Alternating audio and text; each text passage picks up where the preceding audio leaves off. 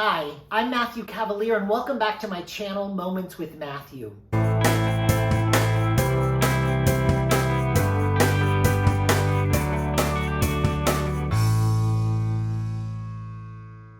So this week I learned a new phrase that I really have been reflecting on, and it was coined by Dr. Susan David. She wrote the book Emotional Agility.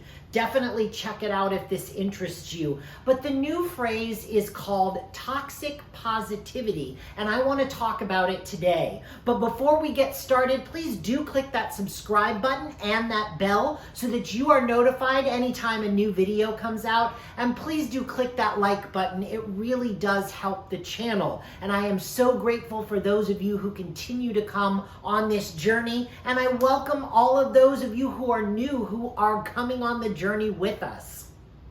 So the idea of toxic positivity, and I know a lot of things we talk about lately seems to have a lot when it comes to toxicity, and we'll definitely talk about that at a later time. But this idea of toxic positivity is when someone is feeling emotions, whether it's sadness or anger or frustration or fear, this idea when we tell them as the person they've come to, like, hey, I have a problem. Hey, I'm worried about this. And we say to them, well, look on the bright side. Well, let's think about all the things you could be grateful for. How can we turn this around? Let's make this okay. And the idea comes into play when we are trying to connect with someone, but we're a little bit uncomfortable or a lot uncomfortable by their emotions because we don't want to feel them. We don't want to sink into fear. We don't want to sink into despair. We don't want to feel that anger. We just want them to feel better so that we don't have to deal with that emotion. That's where the toxicity comes in. We have to let people open up and feel their feelings. We don't have to fix everything.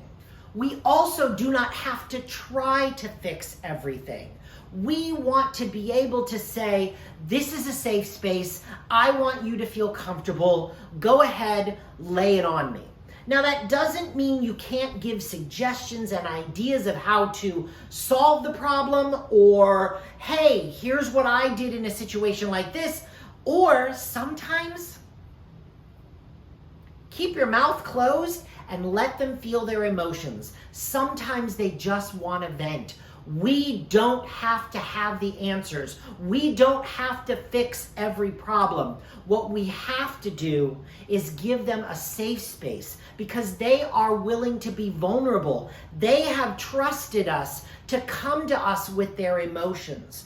We don't want to dismiss those emotions by trying to fix it or trying to make it positive, trying to put that great spin on it, or trying to put that silver lining around the dark cloud. Sometimes we just have to let those emotions flow and know that it's going to be a bumpy ride, but we're willing to go through it with them because we care about them, because we love them. So don't fall into that trap of toxic positivity. That doesn't mean positivity doesn't have a place. It just means don't take your own discomfort about the emotions that someone has come to you with and try to fix it so that you don't have to feel the emotion. That is the toxicity. It's not about you. It's about them. Let them feel the emotion. Go on the roller coaster with them. It is okay. You don't have to drag yourself deep into the emotions. You can just be there as someone who listens, as a mirror for them, as someone who hears what they are saying and lets them say it without judgment and without trying to fix. That's what I want you to focus on. Can you do that? Can you sit in that grief, in that anger, in that pain?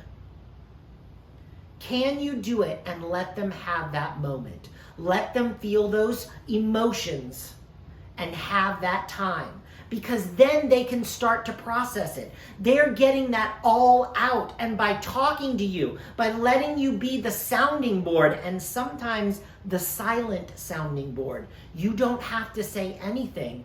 They can already start the healing process for themselves. So don't get dragged down in that toxic positivity. Let the emotions flow. Feel them, let them feel them, and don't try to fix it. Thank you for joining me on this week's moment. Also, please do click that like button. Hopefully you enjoyed this. And please do click the subscribe and the bell so that you know the next time our next video comes out. And I will see you next time on A Moment with Matthew.